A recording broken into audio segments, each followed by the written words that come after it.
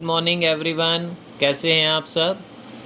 आज से हम नॉन कॉमर्स बैकग्राउंड के जो स्टूडेंट्स होते हैं उनके लिए और जो 11th क्लास के स्टूडेंट होते हैं उनके लिए या जो अकाउंटिंग सीखना चाहते हैं उनके लिए वीडियो स्टार्ट कर रहे हैं। और आज मैं बिल्कुल जीरो से स्टार्ट कर रहा हूँ, तो इसीलिए हम कोशिश करेंगे कि इस सीरीज़ को कोई नाम दें, जैसे कि 0 to 10 या 0 to 100%।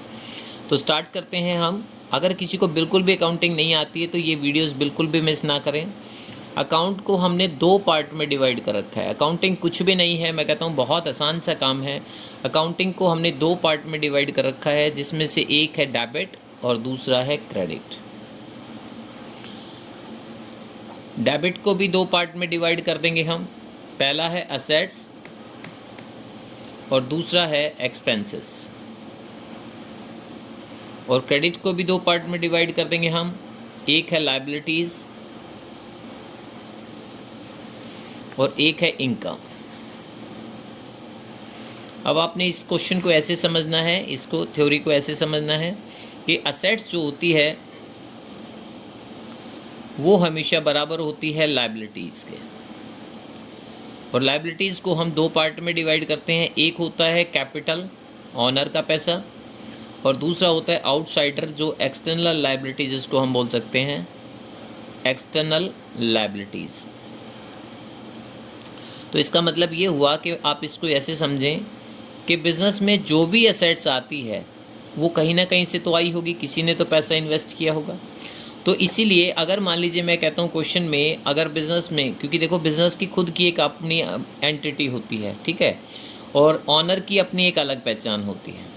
तो ऑनर का मतलब यहाँ पर क्या है, मान लीजिए मैं सपोज़ करो ABC हूँ कोई भी, और बिज़नेस का नाम रखा मैंने XYZ, यानी कि मैं मान लीजिए A हूँ और मेरे बिज़नेस का नाम है XYZ।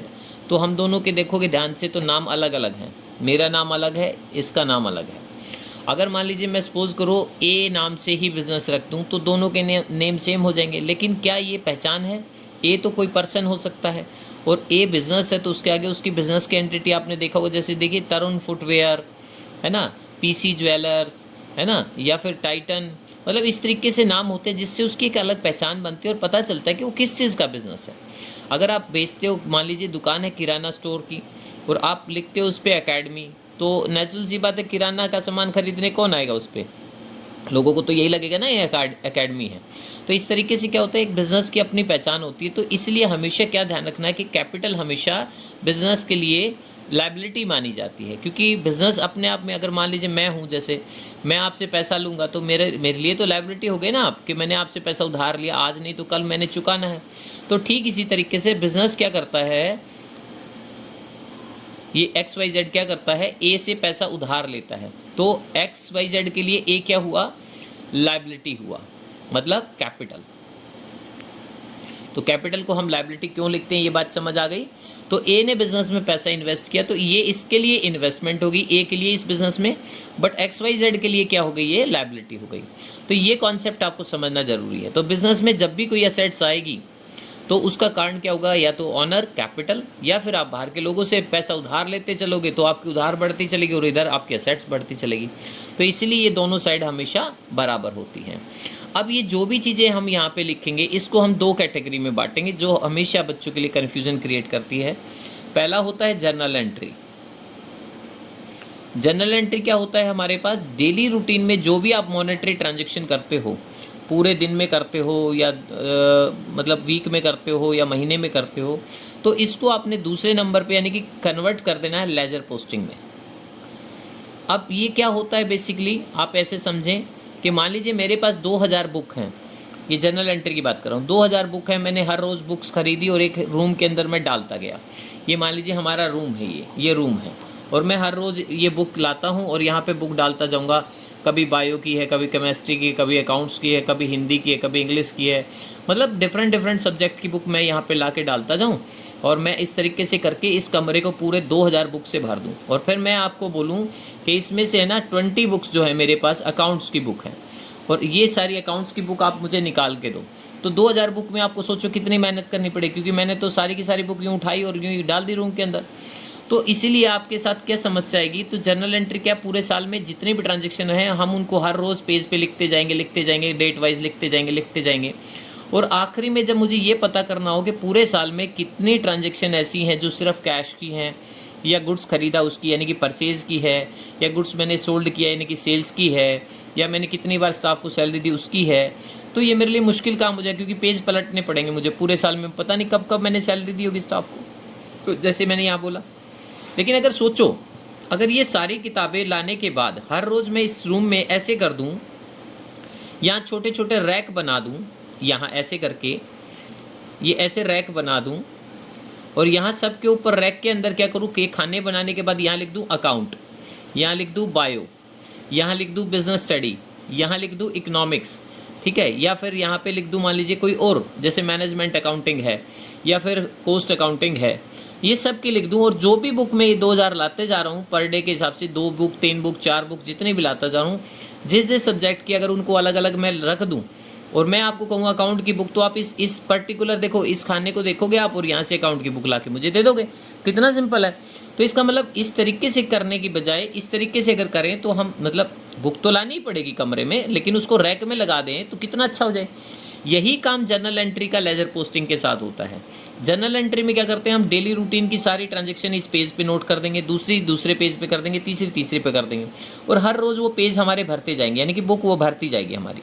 लेकिन अगर इसके साथ साथ हम उन पर्टिकुलर एंट्री, जैसे सैलरी की एंट्री, उसके लिए एक अलग से पेज बना दें कि सैलरी की एंट्री यहाँ से उठाएंगे और उस पेज पे ले जाएंगे, कैश की एंट्री उठाएंगे उस पेज पे ले जाएंगे, बैंक की एंट्री उठाएंगे पर्टिकुलर बैंक के पेज पे ले जाएंगे, तो आपको ठीक इसी तरीके से वो खाने का काम करेंगे लेजर पोस्टिंग का मतलब इस तरीके से। तो ये सब हमारे लेजर पोस्टिंग में अकाउंट बन जाते हैं, और उसी से रिलेटेड ही एंट्री आपको वहाँ देखनी है। तो इसीलिए हमें क्या ध्यान रखना पड़ेगा कि जर्नल एंट्री से लेजर पोस्टिंग अगर आप सीख जाते हैं तो मुझे लगता है अकाउंटिंग तो आप सीख ही जाते हैं। बाकी उसके बाद तो फिर कोई दिक्कत नहीं है, फिर तो अलग अलग अकाउंटों से रिलेटेड ये एंट्रियाँ करनी है आपको। तो यहाँ ये चीज़ ध्यान रखनी है। तो इसका मतलब ये हुआ, एक चीज़ हमने देखी कि हमारी असेट्स जो है वो लायबिलिटी के बराबर, तो इसका असेट्स का कनेक्शन किसके साथ हो गया, इसका मतलब लायबिलिटी के साथ हो गया।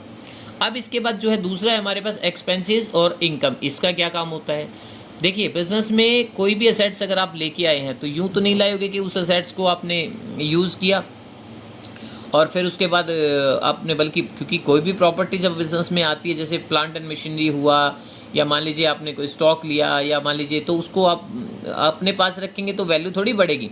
तो क्या होगा कि उसका इस्तेमाल करो, और इस्तेमाल करने से क्या होगा, उसका यूटिलाइजेशन करने से आपकी, जैसे स्टॉक है, स्टॉक की बात करते हैं। स्टॉक क्या होता है पहले तो वो समझ लो। स्टॉक का मतलब बेसिकली होता है जिस चीज़ का आप बिज़नेस करते हो। हम बिज़नेस में बहुत सारी चीज़ें खरीदते हैं, लेकिन स्टॉक सिर्फ उसी को बोलेंगे जिस चीज़ का हमारा बिज़नेस है। मान लीजिए मैंने फर्नीचर की दुकान खोली एक, तो फर्नीचर की दुकान में क्या हुआ, फर्नीचर मेरे लिए स्टॉक बन जाएगा, ठीक है। बाकी जितनी भी चीज़ें मेरी होंगी मैं उनको पर्टिकुलर उस नाम से बुलाऊंगा, बट फर्नीचर को मैं स्टॉक के नाम से बुलाऊंगा, ठीक है। तो ये चीज़ ध्यान रखनी है। तो हमारी जितनी भी एसेट्स हम खरीदते हैं ना, उनका इनडायरेक्ट रूप से हमारा इनकम कमाने में रोल होता है, लेकिन डायरेक्ट रूप से किसका होता है, देखा जाए तो इनकम कमाने में स्टॉक का रोल होता है। स्टॉक जो है हम खरीदेंगे और उसको थोड़े महंगे रेट में बेचेंगे तो हमारा क्या होगा, प्रॉफिट आएगा। अब आपने मान लीजिए मोबाइल की एक दुकान खोली, 50,000 का आपने एक मोबाइल लिया, है ना, 50,000 का मोबाइल लिया, यहाँ पे आपने सपोज करो एक, ये हमारे लिए स्टॉक परचेज हो गया। आपने एक स्टॉक मोबाइल ख़रीदा और इसको आपने 60,000 में बेच दिया, ठीक है, सेल कर दिया आपने इसको। तो डिफरेंस जो होगा दोनों का, वो 10,000 क्या हो गया, हमारा प्रॉफिट हो गया, ठीक है। तो बेसिकली क्या है, हमारे पास ये 10,000 जो प्रॉफिट हुआ ना, ये किसकी वजह से हुआ, स्टॉक की वजह से हुआ। लेकिन सोचो, अगर ये सिर्फ स्टॉक की वजह से प्रॉफिट हुआ तो फिर फर्नीचर की ज़रूरत बिजनेस में क्यों पड़ी। अरे जो कस्टमर आएगा हमारे पास, वो बैठेगा भी तो सही कहीं, उसको बिठा के मोबाइल दिखाओगे तो सही, काउंटर तो चाहिएगा जहाँ पे आपने मोबाइल लगा रखा होगा डिस्प्ले के अंदर। तो इसका मतलब ये हुआ कि स्टॉक तो हमारे लिए रोल प्ले करता है बिल्कुल डायरेक्ट इनकम कमाने में। बाकी जो चीज़ें हमारे पास असेट्स हम खरीदते हैं ना, वो कहीं ना कहीं इनडायरेक्ट रूप से हमारी हेल्प करती है, वो बिज़नेस चलाने के लिए चाहिए होती है। अगर आपने एक ही बार मोबाइल खरीद के एक ही बार बेचना है, फिर तो आपको दुकान क्यों लेनी है, स्टाफ क्यों रखना है आपने। लेकिन अगर आपको ये काम रूटीन में करना है कि भाई मैंने तो मोबाइल की दुकान खोलनी है और हर रोज़ मोबाइल बेचना, हर रोज़ मोबाइल ख़रीदना है और प्रॉफिट कमाना है, लंबे समय तक बिज़नेस चलाना है, तब तो फिर आपको क्या है कि बाकी असेट्स भी खरीदनी पड़ेंगी। तो असेट्स का रोल कब स्टार्ट होता है, जब आपको लगे कि बिज़नेस हमें लंबे समय चलाना है। और अगर असेट्स का रोल आपको 1-2 दिन के लिए बिजनेस करना है तो फिर क्या ज़रूरत है, तो वो बिजनेस भी नहीं कहलाएगा वो तो, ठीक है ना, क्योंकि वो तो आपकी नॉर्मल ट्रांजैक्शन हो गई। एक जैसे रूटीन में मैंने मोबाइल खरीदा, पुराना हो गया, बेच दिया, तो इसको बिजनेस थोड़ी कह सकते हैं हम। तो इस चीज़ का आप लोगों ने ध्यान रखना है। तो हमारे पास क्या है कि जब ये जो एंट्रियाँ हैं आपकी, जो मैंने ऊपर बताई थी आपको, यहाँ देखिए हमारे पास क्या है, ये जो मैंने बोला ना डेबिट और क्रेडिट, तो डेबिट को याद कर लो सबसे पहले। तो डेबिट का मतलब होता है असेट्स और एक्सपेंसेस, दोनों की पहचान क्या है, अब वो पहचान भी सुन लो। देखो डेबिट में हमारे पास क्या होता है, कोई ना कोई चीज़ आती है और पैसे जाते हैं। मतलब आप ऐसे समझें कि जैसे मैंने फर्नीचर खरीदा और पैसे चले गए, तो इसका मतलब मेरे पास फर्नीचर आ गया ना और पैसे चले गए। लेकिन एक्सपेंसेस की खास बात क्या होती है, यहाँ कोई ना कोई सर्विसेज यूज़ करते हो आप, तो पैसे चले जाएंगे, पैसे तो यहाँ भी गए, यहाँ भी गए, लेकिन इसमें कोई ना कोई चीज़ आपके पास आती है और यहाँ पे आपकी सर्विसेज आती है, यानी कि पैसा गया और आपने सर्विस यूज़ की, बात ख़त्म, बदले में कुछ नहीं आया। लेकिन यहाँ क्या है कि जो भी आपने पैसा गया, बदले में कोई ना कोई असेट्स को लेके आता है। तो इसीलिए आपने ध्यान क्या रखना है कि यहाँ पर अगर कोई चीज़ आती है तो बोलेंगे असेट्स, और अगर कोई चीज़ नहीं आती है और पैसे जाते हैं तो मतलब ध्यान रखना है सर्विस लेनी है। ऐसे नहीं किसी को आपने लोन दे दिया तो आप यूँ बोलोगे सर पैसा तो यहाँ भी गया तो ये एक्सपेंसेस हुआ, नहीं नहीं, लोन दिया है तो इसका मतलब वो तो वापस मिलेगा ना, तो इसका मतलब पैसा दिया है तो पैसा वापस आ जाएगा, वो आपके लिए असेट्स का ही काम करेगा अगर आपने किसी को एडवांस में पैसा दिया तो। लेकिन मैं कह रहा हूँ जैसे आपने स्टाफ रखा, उससे काम करवाया, या आपने इलेक्ट्रिसिटी यूज़ की, या आपने इंश्योरेंस कराया, है ना, तो ये सारे एग्जाम्पल हैं किसके, हमारे एक्सपेंसेस के। तो एक्सपेंसेस के एग्जाम्पल में ध्यान क्या रखना है, दो चीज़ें आपकी डेबिट है, पहले तो इनको अच्छे से समझ लो। तो ये यहाँ पे कोई ना कोई असेट्स आती है और यहाँ पे कोई ना कोई सर्विस आती है। लायबिलिटी क्या होती है हमारी, वो मैंने बताया, लायबिलिटी के दो पार्ट है, एक कैपिटल है, एक एक्सटर्नल है। आपने पैसा लगाया तो कैपिटल, और बाहर के लोग लगाएंगे तो लायबिलिटी। और इनकम आपको पता ही है, जब भी कोई आप प्रॉपर्टी कोई भी स्टॉक वगैरह बेचते हैं तो इसको कहते हैं इनकम। तो ये चार चीज़ें आपने अच्छे से समझ लेनी है कि आपका इनकम में क्या आता है, लायबिलिटी में क्या आता है, असेट्स और एक्सपेंसेस में क्या आता है, तो आपने इस चीज़ का ध्यान रखना है। तो अब हमने क्या है, इन सब चीज़ों को समझने के लिए ना जर्नल एंट्री सबसे मेन होता है। जर्नल एंट्री, जर्नल एंट्री से लेजर पोस्टिंग में आप पहुंच गए तो समझो कि 0 to 10 वाला काम तो आपका हो गया। तो जर्नल एंट्री जो होती है ना, उसके लिए हम क्या करते हैं, तो जर्नल एंट्री के लिए मैं यहाँ पर आपको एक फॉर्मेट बनाता हूँ। पहले तो जर्नल एंट्री बनती किस तरीके से, और फिर उसके लिए एक रूल है हमारा, वो देखते हैं हम। तो सबसे पहले हम रूल ही देख लेते हैं। देखो हमारे पास जर्नल एंट्री के लिए आपको 3 रूल दिए गए हैं। सबसे पहला रूल है debit the receiver and credit the giver. दूसरा है debit what comes in and credit what goes out। और तीसरा है debit the all expenses and losses and credit the all incomes and gains.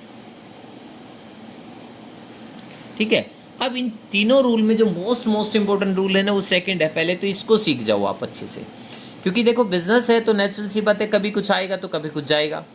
अगर कभी कुछ आया है, गया कुछ नहीं है, तो उसके लिए भी क्या है, दूसरे रूल लग जाएंगे इसके साथ कॉम्बिनेशन में। तो आप इसको समझे कैसे, देखिए मान लीजिए मैं पहले सिंपल तरीके से ले दूंगा, फिर फॉर्मेट में जर्नल एंट्री में करेंगे। मान लीजिए मैं कहता हूँ जब आपने बिजनेस स्टार्ट किया होगा, तो आपने बिजनेस स्टार्टेड के टाइम क्या किया होगा, आप कौन हो यहाँ पर, XYZ, क्योंकि मैंने कहा ना आप अपने आप को बिजनेस मान के चलो, तो आपको सारी अकाउंटिंग जल्दी से समझ आ जाएगी। आप यहाँ पे XYZ, और आपको पैसा किससे लेना है, A से। तो A कौन है, ऑनर। A ने बिजनेस में पैसा इन्वेस्ट किया, यानी कि XYZ, यानी कि आपको पैसा दिया किसने, A ने दिया। ठीक है, आप यहाँ पे ये मान के चले। तो A ने अगर आपको पैसा दिया तो पैसा आपके पास आया कि गया, तो सिंपल सी बात है पैसा तो आया, क्योंकि दिया तो A ने है, XYZ को तो मिला है। तो रूल देखो, सेकंड रूल कहता है डेबिट व्हाट कम्स इन, जो भी चीज़ बिजनेस में आएगी आपने उसको डेबिट कर देना है। तो इसका मतलब XYZ इस एंट्री को अगर करना चाहे तो डेबिट और क्रेडिट, याद रखना कभी सिंगल एंट्री नहीं करने की डेबिट कर दिया।